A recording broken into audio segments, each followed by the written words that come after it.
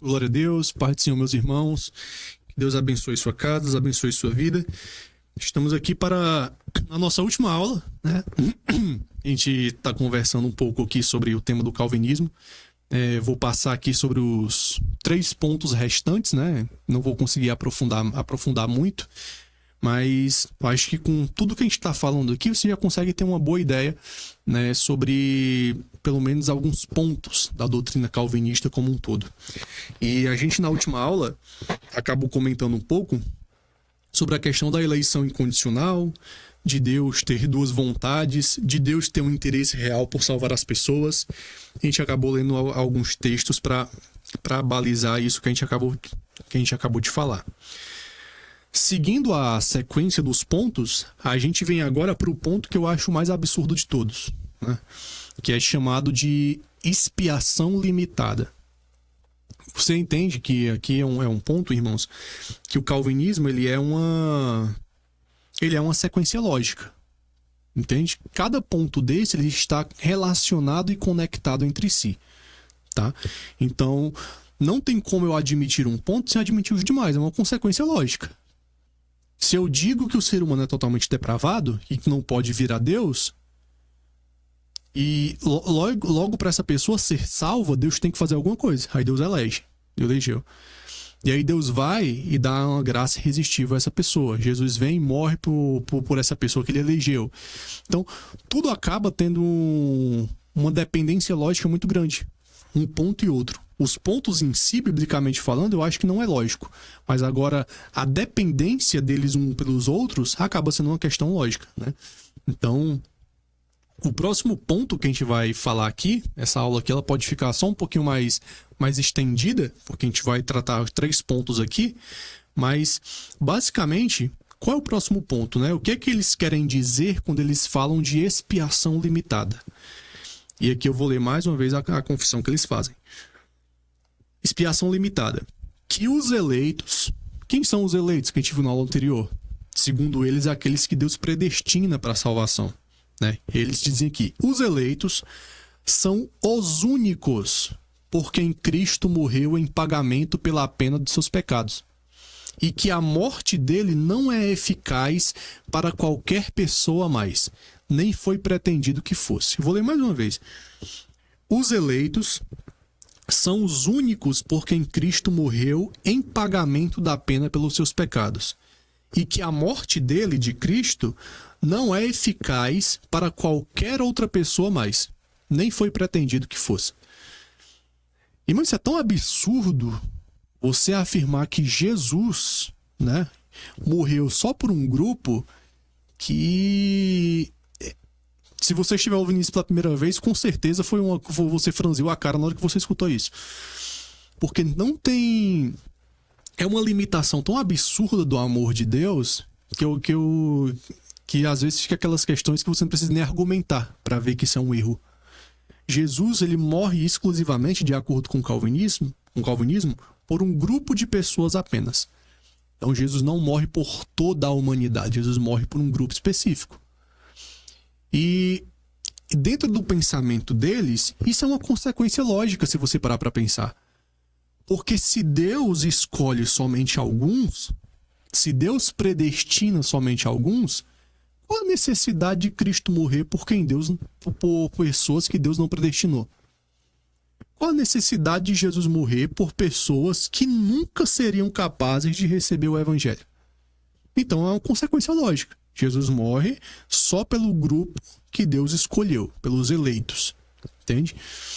Na nossa visão, e aqui eles usam alguns textos, ó. Eu vou ler alguns textos, tem 3 textos aqui. Tem um texto que eles usam que é Mateus 1:21. Deixa eu ver se eu anotei certinho aqui. Tá certinho. Mateus 1:21 fala assim, ó. Ela dará à luz um filho, falando de Maria, ela dará à luz um filho e lhe porá o nome de Jesus, porque ele salvará o seu povo dos pecados deles. Salvará o seu povo dos pecados deles. Então aqui eles dizem que Cristo só vai morrer pelo povo dele, que é quem ele vai salvar os pecados. Aí eles vão e citam outro texto de Mateus também. Mateus tem um texto aqui, Mateus 20:28, que fala assim, ó. tal como o Filho do Homem, que não veio para ser servido, mas para servir e dar sua vida em resgate de muitos. Aí ele diz, tá falando de muitos, tá falando de todos. Então Jesus morreu só por muitos. Tem outro texto que é Mateus 26, 28. Diz assim: porque isto é o meu sangue, o sangue da nova aliança, derramado em favor de muitos para a remissão dos pecados. Então, aqui ele diz, tá vendo, de muitos de novo. Então, com esses textos, né, que eu não concordo com essa interpretação, lógico, mas com esses textos, eles dizem, Cristo morreu só por um grupinho, o dos eleitos. Jesus é uma exclusividade dos eleitos, né, a morte dele. Então, você percebe que é uma limitação absurda do amor de Deus, né? O que eu acredito nesses textos, né, aqui falando? De fato, Jesus morre por todos. Jesus morre por toda a humanidade. Por que ele morre por toda a humanidade, irmão? Porque todos podem crer. Jesus morre por todos para que todos tenham a oportunidade de se salvar. E ele dá a oportunidade de se salvar a todos porque ele reconhece que essas pessoas podem se voltar a ele. Entende? Então, a salvação, a graça, a morte de Cristo não é uma exclusividade de um grupo qualquer, né? É um Cristo só deles, é uma graça só deles, é um amor só deles. Então isso já é uma abominação por conta própria, né?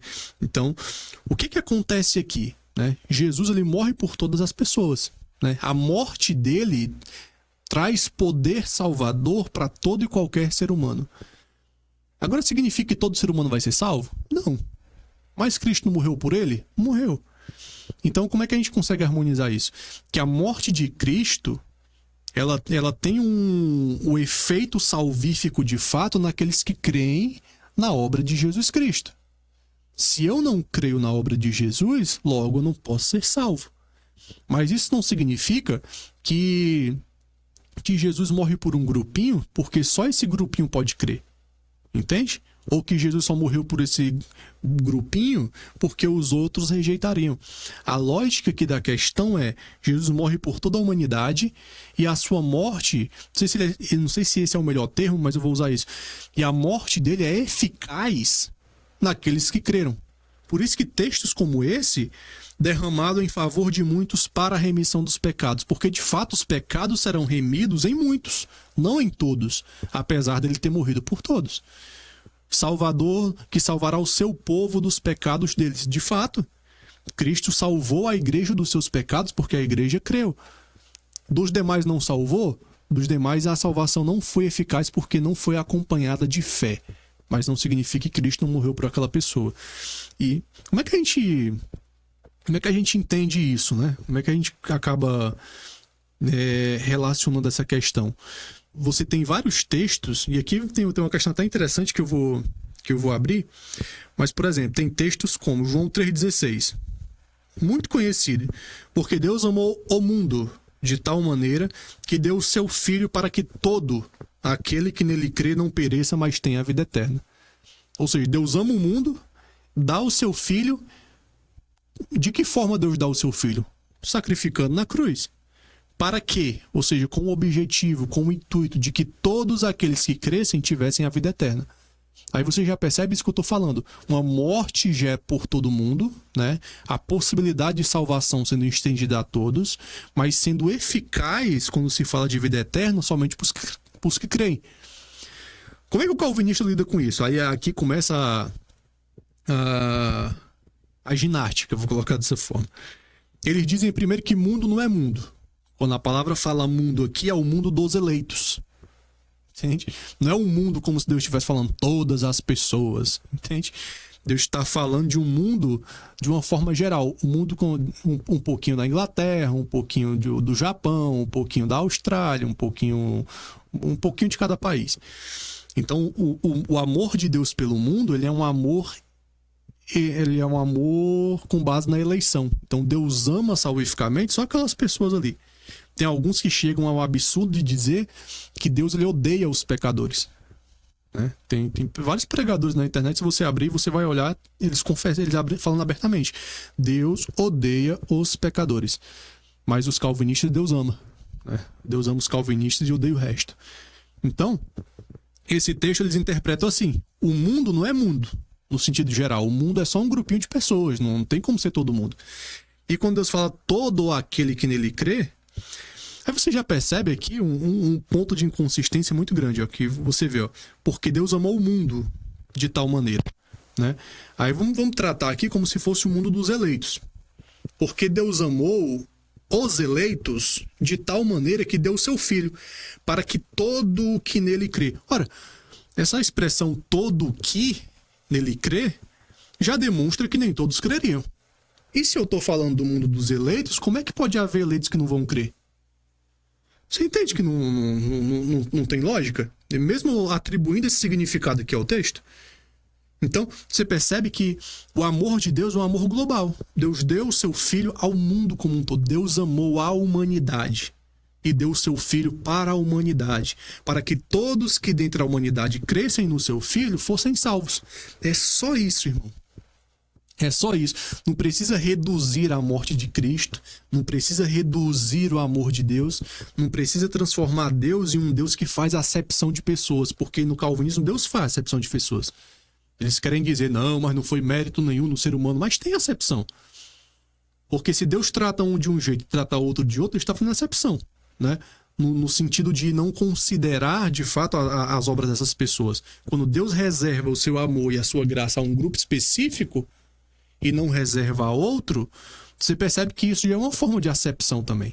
Então, existe, de fato, acepção de pessoas, né?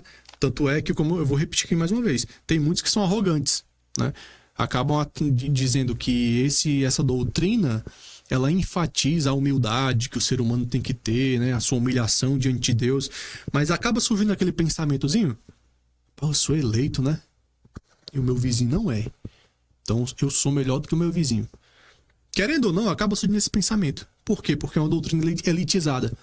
Então, Deus aqui demonstra o seu amor por todos. Tem um texto aqui também, ó, 1 Timóteo 4:10. Ora, não é para esse fim que labutamos e nos esforçamos sobremodo, porquanto temos posto a nossa esperança no Deus vivo, Salvador de todos os homens, especialmente dos fiéis.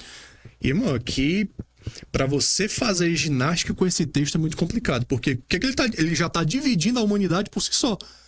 Você percebe que ele diz aqui, ó, Deus é salvador de todos os homens. Aí eles poderiam dizer, peraí, mas todos é só os eleitos.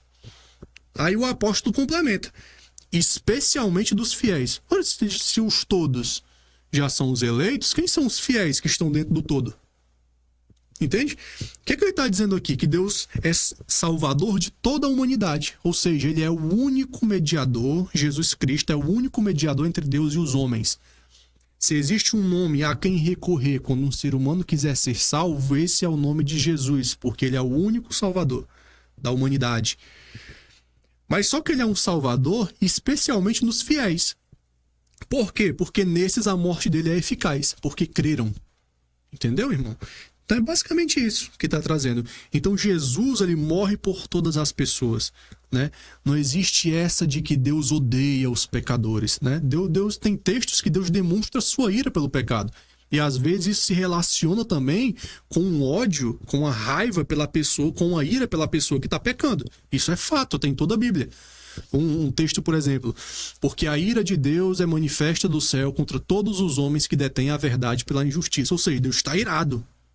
Deus está irado contra o ser humano que barra a verdade em favor da vida injusta. Mas isso não significa que Deus não ame, né?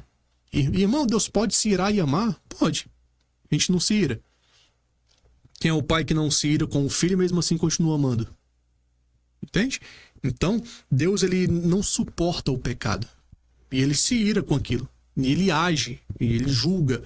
Mas o coração de Deus é inclinado para a salvação. Tem um texto de Ezequiel, aqui eu não vou abrir para a gente ganhar tempo, mas um texto de Ezequiel 33:11, você pode abrir na sua casa se você quiser, que Deus fala, não tenho prazer na morte do ímpio. Pelo contrário, quero que ele se converta e viva. Olha o que Deus está dizendo. Deus falando por si próprio. Eu não tenho prazer na morte do ímpio. Mas de acordo com o calvinismo, o ímpio vai para o inferno, né, porque Deus destina ele. Então esse Deus que diz, eu não tenho prazer, eu quero que ele se converta, é o mesmo Deus que predestina essa pessoa a ir para o inferno. Então, e aí vem aquela questão, né? O hipercalvinismo e o hipocalvinismo, o hiper é como se... Eu vou dizer assim, o hipo são os caras que de fato admitem as consequências lógicas do calvinismo. O hiper são os caras que admitem as consequências lógicas do calvinismo, que Deus de fato predestina. Não é Deus escolher um grupo para o céu e desamparar os outros para o inferno. Que isso já é uma escolha por si só, né? Mas aí tem os hipos que falam isso. Não, Deus não predestinou ninguém para o inferno, não. Deus só predestinou, escolheu as pessoas que vão para o céu. Mas já é uma predestinação para a pessoa ir para o inferno já. Se ele não escolheu, podendo escolher. Então, o Deus da Bíblia, ele não tem prazer na morte do ímpio. Não tem prazer que o ímpio se perca. Ele quer que o ímpio se volte, né? E tem vários textos que demonstram isso. Vários textos, né? Quando Jesus fala, ó Jerusalém, quantas vezes eu quis vos reunir como galinha junto seus pintinhos e vós não quisestes. Isso não já é uma frustração, não? Eu queria ajuntar vocês muitas vezes, não foi só uma, muitas vezes, e vocês não quiseram. Já está demonstrando, aqui é o próximo ponto que eu vou entrar agora, mas demonstra que pode ser resistida, né? A graça de Deus. E aqui levanta uma questão, irmão. Será que no calvinismo a oferta do evangelho é 100% honesta? Porque imagina, se Deus predestina alguns para o céu e outros para o inferno, por que eu vou pregar o evangelho para todo mundo? Por que Jesus diz, ide anunciar o evangelho a toda criatura? O evangelho que é poder de Deus para salvação, né? Não é um evangelho que é poder para condenação, é um evangelho que é poder para salvação. Por que ele vai pregar isso se a boa parte das criaturas não vão crer? Porque ele determinou que não creriam. Então você percebe que até no evangelismo isso compromete. Por isso que tem muitos pastores, né, estudiosos que fazem uma crítica séria a calvinistas, porque existe uma frieza na hora de evangelizar as pessoas. E é uma consequência do pensamento. Se Deus não escolhe todos, né, logicamente perde o sentido eu sair falando para todo mundo. Então aqui a gente percebe que existe esse problema com relação ao evangelismo, né? Então não vou entrar muito nesse ponto para a gente ganhar tempo, mas esse é um esboço inicial, vamos colocar assim. É um contexto generalista, né, mais superficial em relação ao que é a expiação limitada. Com isso daqui que eu estou dizendo, irmão, você já vai conseguir saber pelo menos o básico, né, do pensamento. Pelo menos a cadeia lógica que eles seguem na hora de falar sobre a salvação. Então, isso daqui é a expiação limitada, né? Cristo morreu só por um grupo, né? Por mais absurdo que pareça alguém admitir uma coisa dessa, tem pessoas que admitem, né? Que Deus predestina pessoas para o céu e outras ele predestina para o inferno, né? Agora, antes de entrar no outro ponto, você pensa, irmão, como é cruel se você parar para pensar. Deus, imagine Deus optando por criar uma pessoa consciente, né? Consciente, que tem percepção de si. Eu consigo dizer eu consigo saber quem eu sou, eu consigo saber onde é que eu estou, eu consigo saber a data, a hora, eu consigo me situar. Eu estou vivo. Deus cria um ser vivo, consciente, sensitivo, né? Se eu apertar demais meu braço, eu vou sentir dor, né? Sensitivo, né? Que amo, que tenho sentimentos. Deus cria um ser assim exclusivamente para fazer essa pessoa sofrer eternamente no inferno. Sem essa pessoa ter cometido um único pecado, essa sentença já é determinada por Deus. Então, olha que quadro horrível é você admitir uma coisa tão desgraçada desse jeito. E eu falo desgraçada porque é uma desgraça mesmo, é uma ausência de graça, né? Então, você percebe que não é aceitável do ponto de vista humano fazer uma coisa desse tipo. E, de fato, o Deus se você for parar para olhar o Deus do calvinismo, tem centenas de seres humanos que são mais bondosos do que ele, né? Então, mas vamos aqui para o nosso próximo ponto, né? Senão falar demais aqui. O quarto ponto é graça irresistível, né? Então, é uma consequência lógica do terceiro também, né? Porque Deus elege, predestina, né? Eu vou mudar um pouco a ordem para você entender melhor. Deus predestina alguns para o céu, outros para o inferno. Os que ele predestina para o céu, esses são chamados de eleitos. E Jesus vem e morre só por esse grupo, pelos eleitos. Só que os eleitos não conseguem crer por conta própria, porque estão mortos em pecado. Entende? Estão mortos em pecado, por causa do pecado de Adão. Aí Deus vai, né, durante a pregação do evangelho, Deus regenera e vivifica essa pessoa e faz ela crer. Né? Esse processo de Deus regenerar e essa pessoa crer, né, basicamente está dentro de um pacote que é chamado de graça irresistível. Ou seja, o ser humano eleito, ele não pode resistir à pregação do evangelho. Ou seja, não existe possibilidade dessa pessoa dizer não quero. E a definição que eles fazem de graça irresistível é a seguinte: que Deus é capaz de causar a quem quer que ele deseje que responda ao evangelho, que sem essa capacitação ninguém poderia responder, e que ele somente provê graça irresistível aos eleitos e condena os demais. Ou seja, Deus pode salvar todo mundo se ele quiser, de acordo com o calvinismo, ele pode salvar todo mundo, mas ele só salva os eleitos de uma maneira irresistível. E aqui, para a gente ganhar tempo, tem vários textos. Eles citam, por exemplo, tirar eles o coração de pedra e dariam um coração de carne. Usam também um texto de Isaías, né, quando eles falam, por exemplo, agindo Deus, quem impedirá? Nenhum de seus planos pode ser frustrado, como está em Jó. Tudo isso para demonstrar que o que Deus quer, Deus consegue efetivamente. O ser humano não é um obstáculo, né, na salvação. Se Deus opta por salvar alguém, Deus vai salvar e acabou. Essa pessoa não tem liberdade. Não existe oportunidade dessa pessoa dizer não. Então, esse é o conceito de graça irresistível. Chega algum momento na vida do eleito, na vida do predestinado, que Deus age de forma tão eficaz na vida dessa pessoa que não tem como essa pessoa não crer, né? E aí ela crê, né? É transformada em filha de Deus, né? Apesar de já ter sido regenerada antes, transformada, e aí segue a vida cristã, né? Vai perseverar até o fim, que é o quinto ponto que a gente vai falar daqui a pouco. Mas basicamente esses textos eles usam para reafirmar a soberania de Deus. Uma coisa que é muito costumeira nas pessoas que pensam assim é dizer: então a vontade de Deus é frustrada pela vontade do homem. Deus quer e o homem não quer, e o que prevalece é a vontade do homem. Em alguns casos, sim. E o engraçado é que Deus não perde nada com isso. Quem perde é o homem. Já parou para pensar?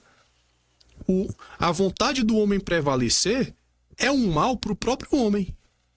Deus queria que a sua vontade prevalecesse porque Deus é amoroso. Vem, rapaz, eu te salvo. Eu não quero. Então quem vai se danar sozinho é o ser humano.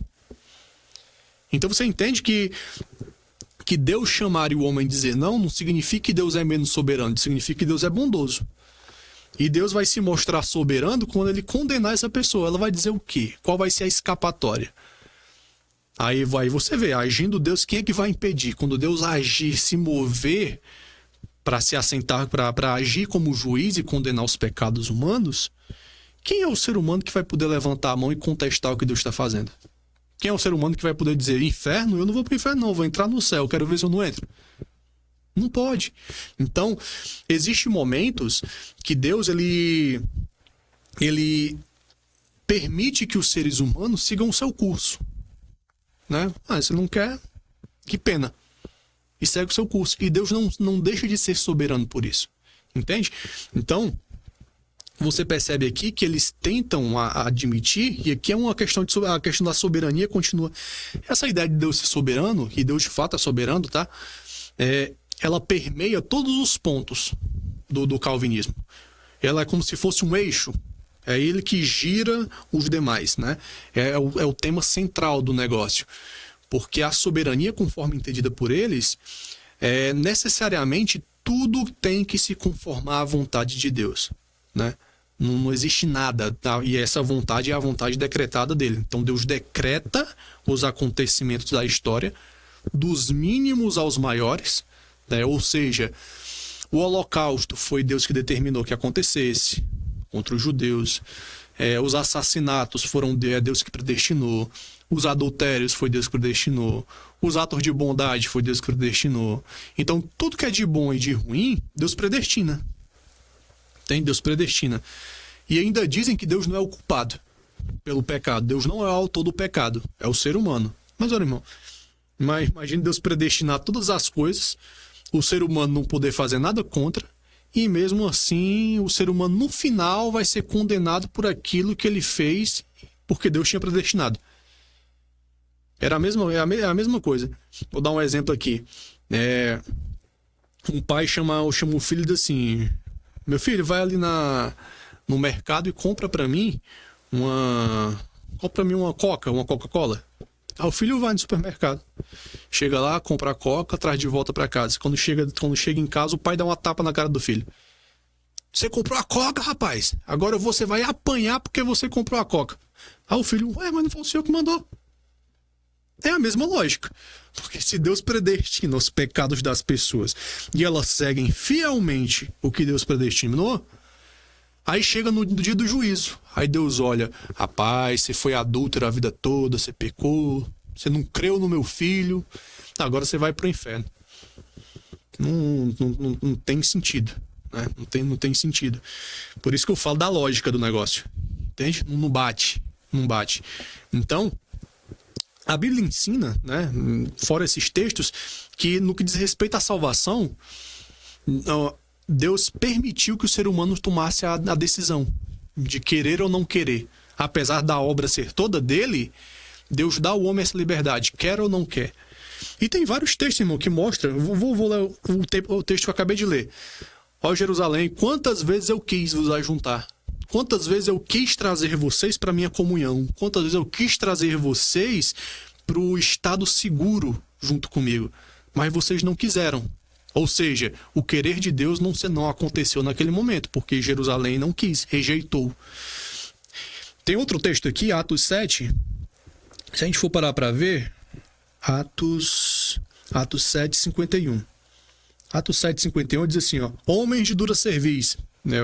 O apóstolo falando, o Estevão falando, na realidade, contra os líderes judaicos. Homens de dura cerviz, incircuncisos de coração e de ouvidos, vós sempre resistis ao Espírito Santo. Ou seja, irmão, o que Estevão está dizendo? Eu estou pregando para vocês, vocês resistem ao Espírito Santo. Aí aqui eu vou abrir uma linha. Porque se eles resistem, é porque o Espírito Santo estava tentando. Entende? Como é que eu vou resistir a uma coisa que não está acontecendo? Como é que eu vou resistir a um espírito que não está agindo? Eu só resisto àquilo que age. E por que o Espírito Santo agiria naqueles que ele mesmo rejeitou e predestinou ao inferno? Você percebe que não tem muita alternativa? Mesmo que eu dissesse assim, ó, eles rejeitaram porque eles não eram eleitos. Mesmo assim, a palavra resistir já traz um sentido de que esses homens, eles não cediam a ação do Espírito por trás da mensagem. Então, logo, o Espírito Santo agia por meio da mensagem de Estevão, que eles resistiam ao Espírito Santo. E aqui você já abre e já vê que quando o evangelho é pregado, o Espírito Santo se move, trabalhando nos corações daquelas pessoas que estão ali sentadas. Entende? Convencendo, iluminando o entendimento para que essas pessoas possam dizer eu quero, ou a outra dizer eu não quero. Entende? Então é assim que funciona. É assim que funciona. Então a graça irresistível é isso. Amém?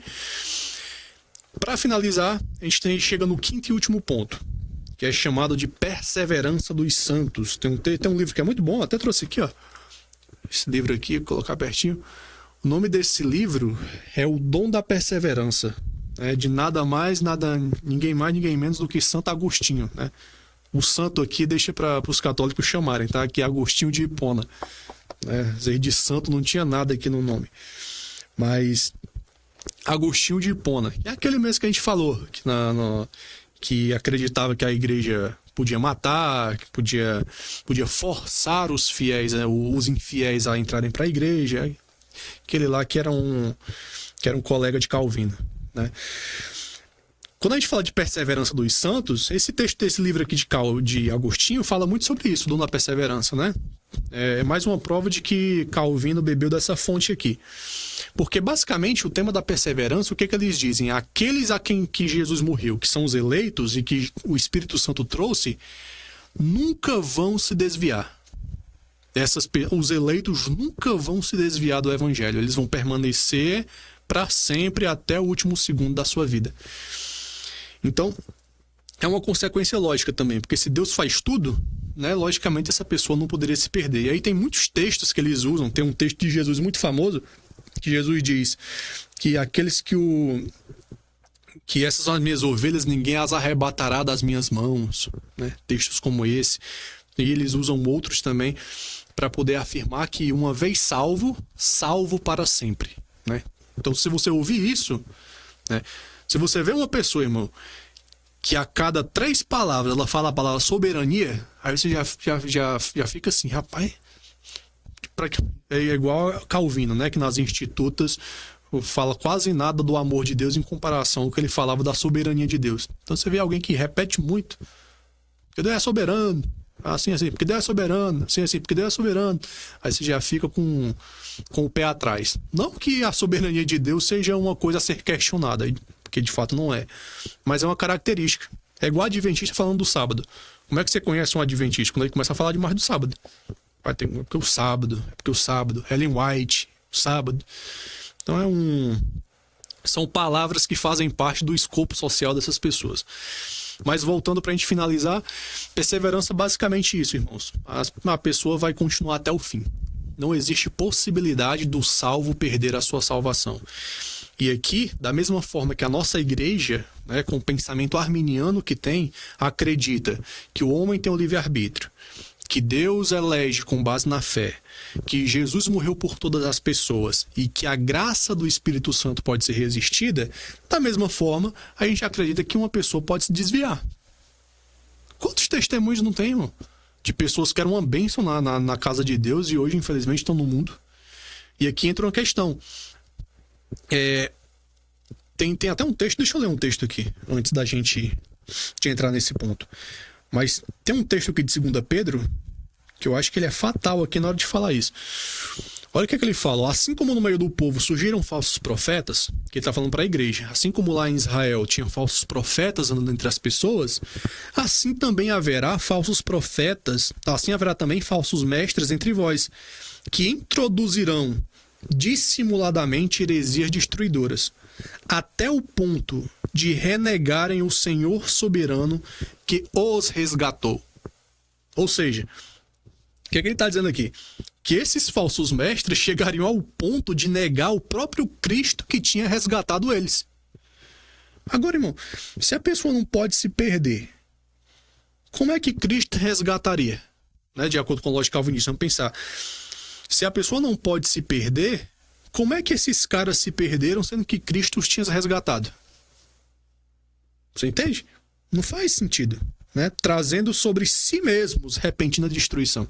Ou seja, eles começariam a pregar uma heresia que chegariam ao ponto de negar a Jesus Cristo, negarem ao Senhor que tinha resgatado eles. Então isso acho que tem várias interpretações que abrem aqui, mas é um texto que nos dá caminho também para entender que de fato as pessoas perdem sua salvação. Tem outros textos, né? Tem textos aqui, por exemplo, como de Hebreus, muito conhecido, Hebreus capítulo 6, que ele diz que não tem nada a ver com apostasia, mas aqui diz, porque é impossível que aqueles que uma vez foram iluminados, provaram o dom celestial, tornaram-se participantes do Espírito Santo, provaram a boa palavra e os poderes do mundo vindouro e caíram, é impossível que sejam renovados para o arrependimento.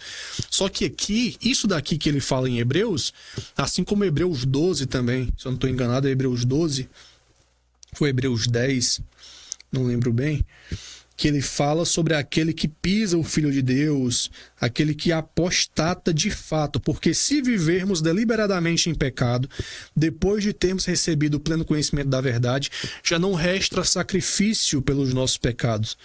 Entende? Então aqui são textos que mostram, então outro texto de Timóteo, aquele que está em pé, cuide para que não caia. Então são vários textos, irmãos, que alertam o crente sobre o poder do pecado. O pecado, ele tem um poder de destruir a vida de alguém. Entende? Lógico que isso que o autor de Hebreus está falando aqui, irmão, não é um desvio comum. Um desvio de alguém que tropeçou, caiu e depois se arrependeu, voltou. Não é isso. Ele está falando de um pecado de apostasia. E a apostasia é um pecado de a pessoa provar, receber, crer, estar na comunhão, mas chegar o momento dessa pessoa dizer: eu não quero mais isso daqui. E ela deliberadamente se afasta de Cristo. Não tem como essa pessoa voltar, porque tudo que estava disponível para ela provar, ela provou e rejeitou depois de ter provado. Então, não pode haver algo novo para atrair essa pessoa, porque aquilo que Deus revelou para ela por meio da obra de seu filho e que ela provou, ela decidiu não querer beber mais. Então você entende que isso aqui não é um desvio? Tem muitas pessoas que se desviam e por vergonha, pecam, adulteram, coisas assim, e por vergonha saem da igreja. Mas essas pessoas, muitas delas, eu não considero um apóstata, de fato. É um desviado, alguém se desviou, né? Por esses a gente ora, né? Que o Senhor acalme os corações, que o Senhor ilumine, que o Senhor traga de volta e tenha a vida reconstruída. Mas esses caras aqui, né? Eu acho que foi Paulo que escreveu Hebreus, tá? Eu ia usar outro termo, mas eu acho que foi Paulo que escreveu Hebreus. Porque existe muita discussão. Será que foi Paulo? Será que foi Apolo? Eu acho que foi Paulo. Do jeito que Paulo escreve aqui, você percebe que não é uma coisa comum. É uma coisa deliberada. É algo perverso. A pessoa rejeita deliberadamente a obra de Cristo depois de ter crido. Então essas pessoas, de fato, não têm mais o que fazer, né? É igual quando João fala: aqueles que pecaram para a morte, por esse eu digo que nem ore. Tem lógico que aqui, pecados para a morte, muitos dão várias interpretações. Pecado para a morte porque a pessoa estava sentenciada à morte e o João aconselhou que a igreja não orasse para que a pessoa tivesse a consequência do seu erro, né? E fosse morta pelo Estado. Existem várias aberturas. Mas aqui, basicamente, da forma como eu creio, é que existem certos tipos de pecado, como é esse caso da apostasia aqui, que são pecados que endurecem e tornam o ser humano totalmente fechado para qualquer tipo de arrependimento. E não voltam a crer porque não querem crer nem querem se arrepender, mesmo depois de terem provado. Então, por aqui a gente finaliza, né, essas nossas aulas aqui, sobre nossa conversa, na realidade, sobre um pouco da doutrina calvinista, né? Se tiver algum calvinista que vai escutar isso, né, ele vai dizer que eu criei um espantalho aqui, que eu não representei bem o que o calvinismo pensa. Na verdade, eles falam isso com várias outras pessoas. Mas daquilo que eu entendo, daquilo que é exposto ali, pelo menos por vários textos das institutas, né, pelos sínodos, acredito que essas são as consequências lógicas dos 5 pontos que eles têm como doutrina, né? E a forma como a nossa igreja entende é essa forma que eu acabei de expressar aqui. Amém? Que o ser humano é livre, Deus elege com base na fé, que ele prevê, Cristo morre por todas as pessoas, que a graça do Espírito Santo pode ser resistida e que você tem que ficar esperto para que você não caia, né?